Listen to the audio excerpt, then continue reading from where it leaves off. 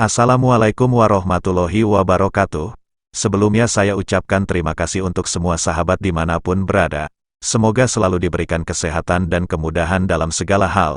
Amin. Saat ini kita akan menceritakan kisah-kisah ulama terdahulu untuk bisa kita ambil hikmahnya. Sebelum kita lanjut, kami himbau untuk sahabat sekalian untuk subscribe channel ini agar kami terus semangat untuk memberikan cerita-cerita hikmah.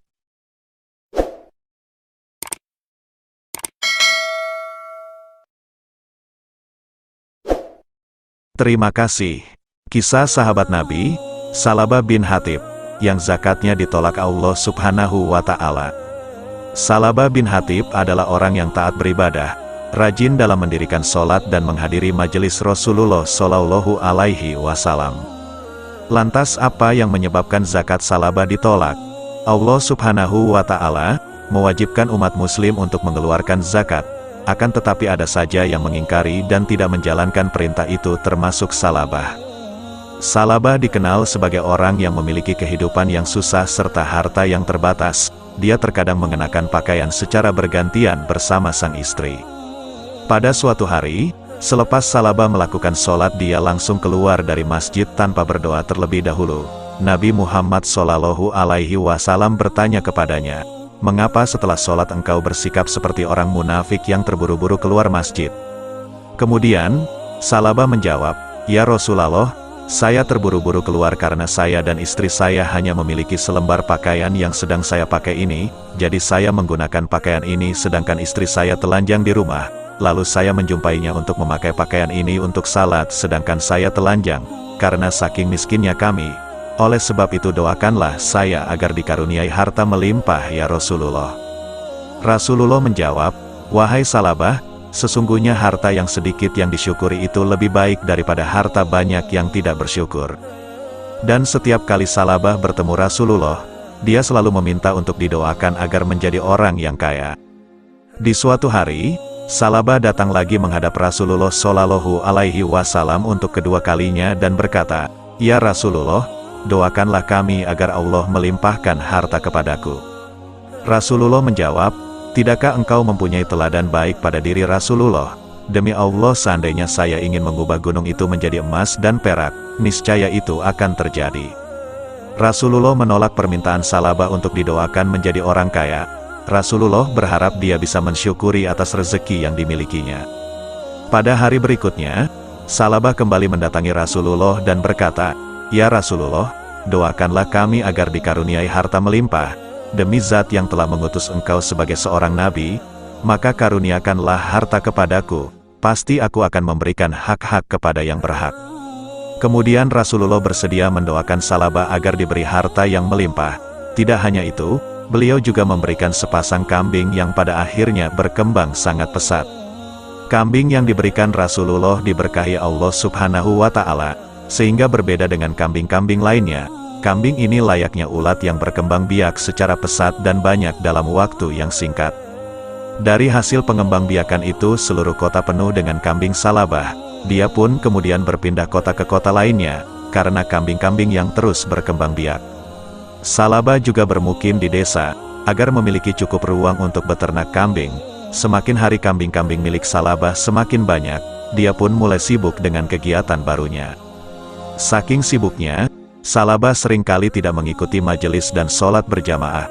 Lama-kelamaan, Salabah hanya datang ke masjid ketika sholat Jumat, yang pada akhirnya dia benar-benar tidak lagi datang ke masjid untuk sholat. Sampai pada suatu hari, Rasulullah teringat kepada Salabah. Beliau bertanya kepada para sahabat, "Apa yang dikerjakan Salabah?" Para sahabat menjawab, "Dia memelihara kambing yang banyaknya memenuhi desa ya Rasulullah."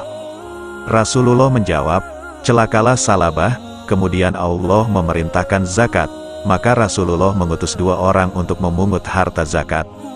2 orang itu disambut baik oleh masyarakat yang hendak memberikan harta zakatnya. Mereka juga bertemu dengan Salabah dan meminta zakatnya. Namun, Salabah tidak bersedia memberikan zakat, dia malah menghina. Salabah berkata, "Ini tidak lain adalah upeti. Kalian pulanglah agar saya bisa mempertimbangkan lagi." Ketika mereka berdua pulang kepada Rasulullah, sebelum mereka berdua bercerita, Rasulullah Shallallahu Alaihi Wasallam bersabda, "Celakalah Salabah." Kemudian Allah menurunkan wahyu yang dijelaskan dalam Al-Quran Surat At-Taubah ayat 75-76 yang artinya, dan di antara mereka ada orang yang telah berikrar kepada Allah, sesungguhnya jika Allah memberikan sebahagian karunia-Nya kepada kami, pastilah kami akan bersedekah dan pastilah kami termasuk orang-orang yang saleh. Maka setelah Allah memberikan kepada mereka sebahagian dari karunia-Nya, mereka kikir dengan karunia itu, dan berpaling.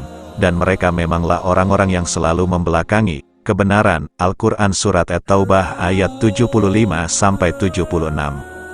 Saat Rasulullah membacakan firman Allah Subhanahu wa Ta'ala, ada seorang lelaki yang merupakan kerabat Salabah yang mendengarkan. Dia pun segera pulang untuk menemui Salabah dan berkata, "Celakalah engkau Salabah, sebab Allah telah menurunkan ayat yang telah mengatakan seperti ini." Setelah Salabah mendengarkan itu, dia segera pergi untuk menemui Rasulullah dengan membawa zakatnya. Namun, Rasulullah bersabda, "Sesungguhnya Allah telah melarangku untuk menerima zakatmu."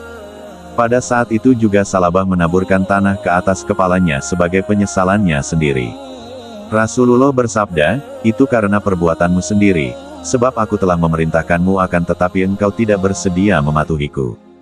Ketika Rasulullah wafat, Salabah datang kepada Sayyidina Abu Bakar dan berkata, "Terimalah zakatku ini." Namun, Sayyidina Abu Bakar tidak bersedia menerimanya dan berkata, "Rasulullah tidak bersedia menerima darimu, bagaimana mungkin aku akan menerimanya?" Pada masa Khalifah Sayyidina Umar, Salabah datang lagi untuk membawa zakatnya dan berkata, "Terimalah zakatku ini."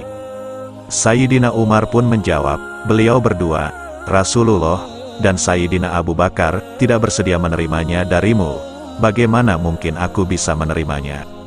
Kemudian di masa pemerintahan Khilafah Sayyidina Utsman, dia kembali datang untuk memberikan zakatnya dan berkata, "Terimalah zakatku ini." Sayyidina Utsman juga menjawab, beliau tidak bersedia menerima zakat darimu, bagaimana mungkin aku akan menerimanya?" Beliau pun menolaknya. Sampai saat Salabah meninggal dunia pada masa pemerintahan Sayyidina Utsman bin Affan, zakatnya belum juga diterima. Akibat sikap Salabah yang kikir dan ingkar pada janjinya, secara perlahan kekayaannya menghilang hingga akhirnya dia bangkrut. Demikianlah kisah Salabah yang kikir dan diberikan nikmat tapi ia tidak menjalankan perintah Allah. Kisah ini dapat menjadi pelajaran berharga bagi umat muslim agar menghindari sifat kikir.